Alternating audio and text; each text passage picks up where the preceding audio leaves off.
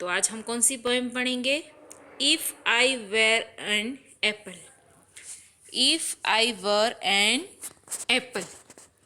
If यानी कि अगर, आई मैं, अगर मैं एक एप्पल होता। ठीक है, अब इधर बॉय का पिक्चर है तो हम ऐसा मान के चलेंगे कि ये जो पूरी पोएम है वो एक बॉय गा रहा है। ओके, तो let's start. If I were an apple and grew on a tree, if I were an apple and grew on a tree, I think I would drop down. I think I would drop down on a nice boy like me. On a nice boy like me. I wouldn't stay there giving nobody joy. I wouldn't stay there giving nobody joy. I would fall down at once. I would fall down at once and say, "Eat me, my boy." And say, "Eat me, my boy." तो ये थी हमारी poem. अब हम poem को one by one देखते हैं line से। If I were an apple and grew on a tree, इसका मतलब है अगर मैं एक एप्पल होता और एक ट्री पर ग्रू होता यानी कि उगता। ग्रू यानी कि उगना। अगर मैं एक एप्पल होता और मैं एक ट्री पर ग्रो होता। अब ये जो बॉय है ना वो ऐसा सोच रहा है। क्या सोच रहा है ये देखो, इधर दिए ना, इसका मतलब ये है कि वो कुछ सोच रहा है कि अगर मैं एक एप्पल होता तो मैं एक ट्री पर ग्रू होता यानी कि उगता। I think I would drop down, और मैं सोचता कि मैं नीचे गिरूँ। ड्रॉप डाउन यानी कि ऐसे ये हुआ ना, उसको बोलते हैं ड्रॉप डाउन यानी कि नीचे गिरना। डाउन यानी कि नीचे, ड्रॉप डाउन नीचे गिरना।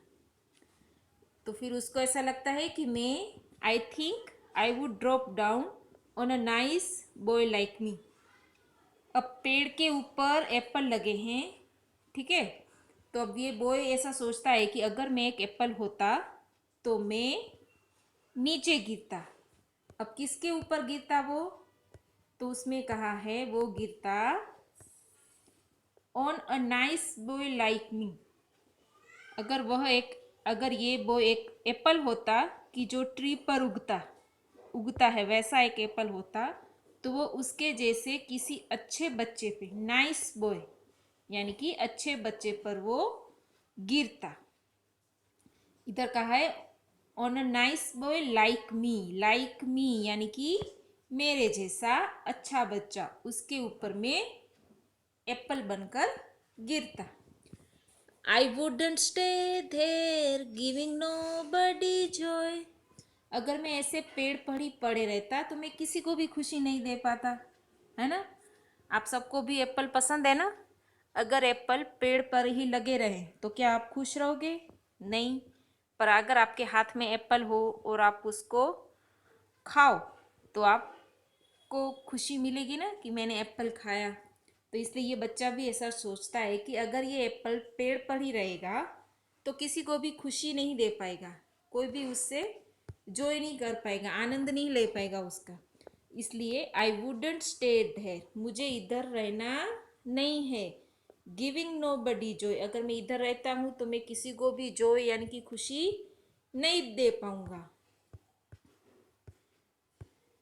फिर लिखा है I would fall down at once, फिर मैं एक बार नीचे गिरूंगा। I would fall down at once यानी कि मैं एक बार नीचे गिरूं।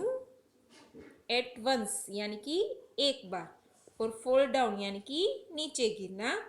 एंड से ईट मी माई बॉय, अब ये बच्चा जो है वो कह रहा है कि मैं पेड़ पर से एक बार नीचे गिरूं और फिर मैं कहूँ मुझे खाओ मेरे बॉय। एंड से ईट मी माई बॉय, फिर ये एप्पल कहेगा वो किसी अच्छे बच्चे पर गिरेगा ना, उसके जैसा किसी अच्छे बच्चे पर अगर वो एप्पल गिरता है तो फिर वो क्या कहेगा, ईट मी माय बॉय, मुझे खाओ, ऐसे। ईट मी यानी कि मुझे खाओ, माय बॉय मेरे बच्चे या मेरा बेटा, ऐसे मुझे खाओ, इस तरीके से वो कहेगा। तो पूरी पोएम का मैं अगर आपको एक शॉर्ट में बोलूं तो इधर जो एक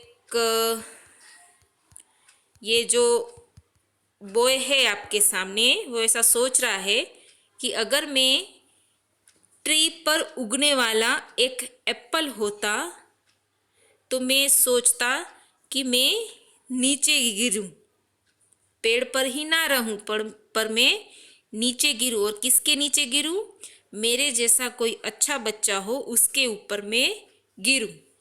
आई वुडेंट स्टे देयर, मैं इधर ट्री पर ही रहना नहीं चाहता हूँ। क्यों वो ट्री पर ही रहना नहीं चाहता है, क्योंकि वो ट्री पर रहने से किसी को खुशी नहीं दे पाता। I would fall down at once, मैं एक बार नीचे गिरूं और फिर कहूँ कि खाओ मुझे खाओ, ईट मी माय बॉय। इस तरीके से ये पोएम है। और इसके कुछ न्यू वर्ड्स हैं। एप्पल, वो तो आप सबको पता है, ये रहे एप्पल। फिर बॉय, तो ये है बॉय। ईट यानी कि खाओ। ड्रॉप यानी कि ये जो हुआ वो ड्रॉप हुआ, गिरना, ऐसे।